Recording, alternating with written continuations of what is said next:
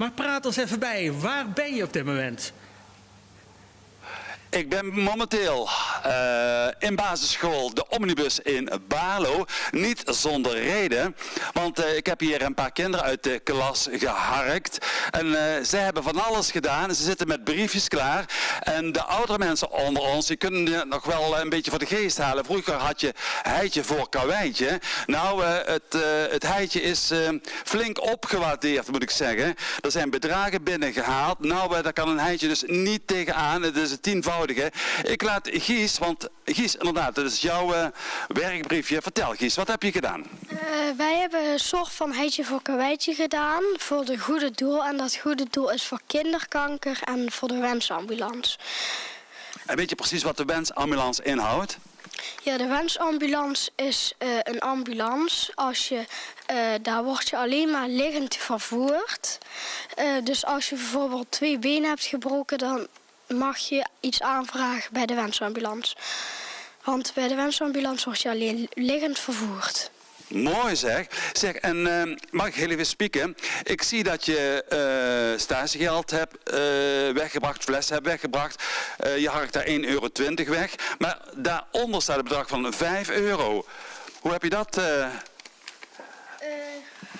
Die €5 die heb ik gewoon zo gekregen, omdat ze geen taakjes hadden. Nou, dan kom je er goed vanaf. En even verder kijken, wat staat er nog meer bij? Ook weer €5, maar daar heb je de tuin helemaal, of in de tuin gewerkt, zie ik staan. Bij papa en mama. Oh, kijk eens. Mooi zeg. We gaan naar de dames, want zij hebben ook niet stilgezeten de afgelopen dagen, weken. Vertel, Jinte. Hè? Wij hebben klusjes gedaan voor het goede doel. En hier is een brief hebben we gekregen van Saskia. En wat heb jij gedaan?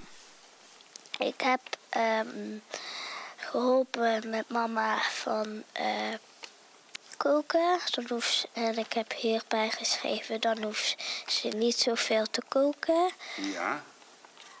Zal ik het even voorlezen? Ik zie namelijk hele €3,75 voor flessen naar de plus brengen. 80 cent voor het eten maken en tafeldekken.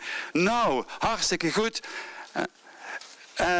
En jij, Nicky, wat heb jij op je briefje staan? Vertel. Ik heb bij opa en oma heb ik het huisje opgeruimd en de boeken opgeruimd en de ramen nog gewassen. En daar kreeg ik €5 voor. En de flessen ophalen in de buurt. En daar heb ik nog €4 voor gekregen. En verder nog de tafel opruimen, €2.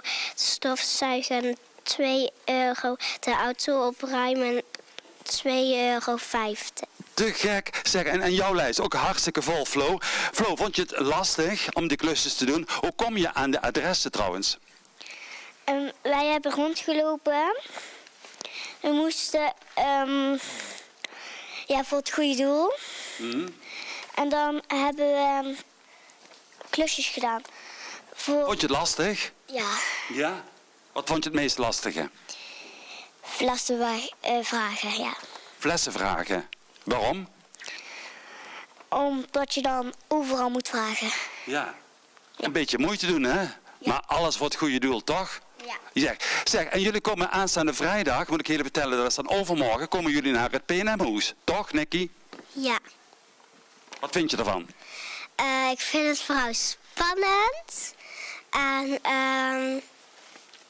ik weet nog niet allemaal wat we daar gaan doen. En ja. Top. Hey, Gies,